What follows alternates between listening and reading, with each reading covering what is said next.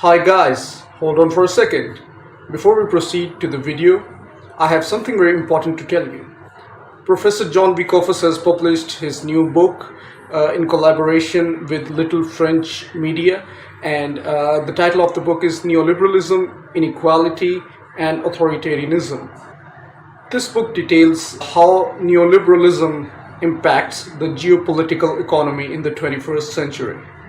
You can buy it from Amazon, and the link is in the description. Thank you. Now let's proceed to the video. Hello, everyone.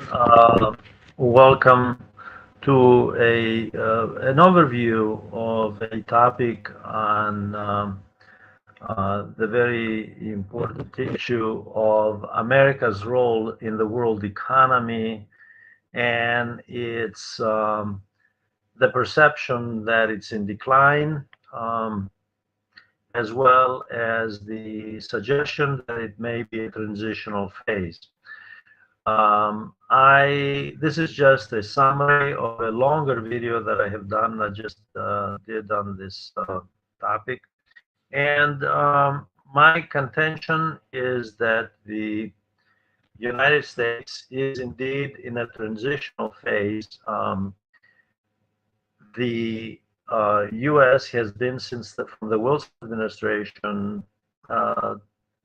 roughly to the present, I would say, until the late 1970s, in the core of the world capitalist system. It began to transition very slowly. At the same time as the Soviet Union was dissolved. Coincidentally, this is the period that the United States was celebrating its triumph over the Soviet bloc, its triumph, which entailed, according to many analysts, whether scholars, journalists, business people, politicians, that its triumph of the so-called Washington Consensus, which is the neoliberal model, the neoliberal experiment, the political economy under which the U.S. operates, with modifications, of course, in the last 20 years. Now, the fact is that the U.S. economy, judged by the numbers, as well as prospects for the future, is indeed in transition. There's no doubt about it. There's no doubt that the core, the U.S. that was the core, the U.S.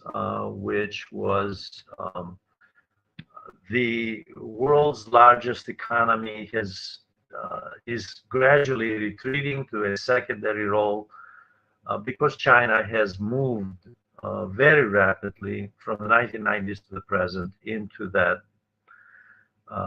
position that the U.S. was in. The 21st century is clearly the century of China and BRICS. It's the century of Asia, along with many countries supporting it, of course, in the global south, which make up the BRICS group. The question is how the U.S. manages all of this, whether it is through militarism and military adventures, which put at risk the United States itself as well as the rest of the world, or whether the United States does what President Xi Jinping has suggested, which is to manage the world economy in collaboration with China and accept a multilateral world order, as a number of countries, including Brazil, for example, have suggested, and accept that reality.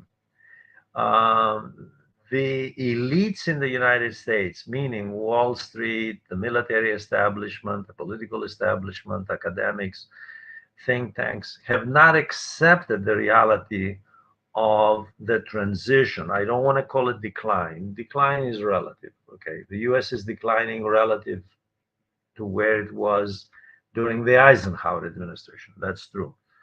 It is transitioning.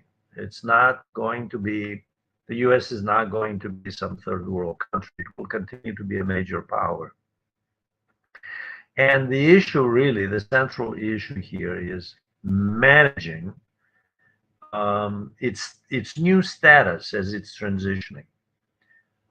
I am afraid that the evidence so far in the last 20 years has shown an acceleration towards military adventures.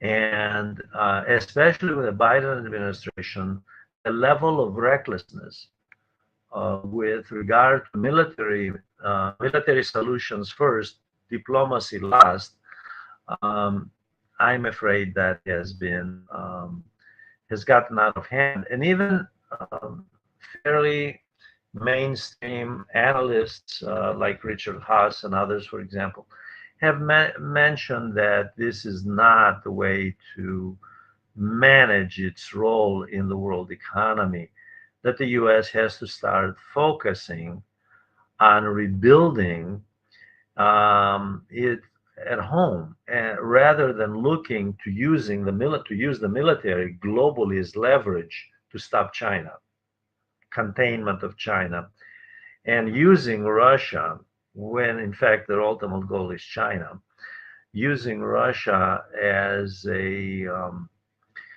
to punish Russia in this Ukraine war, to set an example what the U.S. can do with regard, for example, to Taiwan, that is step in and destabilize the South China Sea, the Taiwan Strait, and so forth. All of that is fruitless, it's counterproductive. So far, the evidence is very clear that this is not in the interest of the United States. It may be in the interest of not maybe, it is definitely in the interest of the military industrial complex, of the corporations making money. And that includes banks and high tech firms, by the way, making money as a result of all this, securing lucrative contracts, okay, from the Pentagon. But it is not in the longer term interest of the US economy. This is serious. This is a serious matter. This is not something trivial. I realize that there's a great deal of populist rhetoric. It's irresponsible, obviously. It's hasty, thoughtless. And there are people out there who want to revive, when they talk about theories of declinism, that is the decline of the US, which in my view, again, I don't think the US is declining, it's transitioning. They are imagining the United States as though it were back in the period of William McKinley and the Spanish-American War, in the ascendancy of imperial America. Well, the period of what the great American scholar William Appleman Williams called empire as a way of life, I think that has to be brought under control, because the US simply can't afford it. The debt, the public debt of the United States is immense, and it's getting worse. And that will have an impact on the currency, and that will have impact on the living standards, and that will have an impact on social instability. So this video that I did does address some of these issues. I invite all of you to look at it and invite your questions.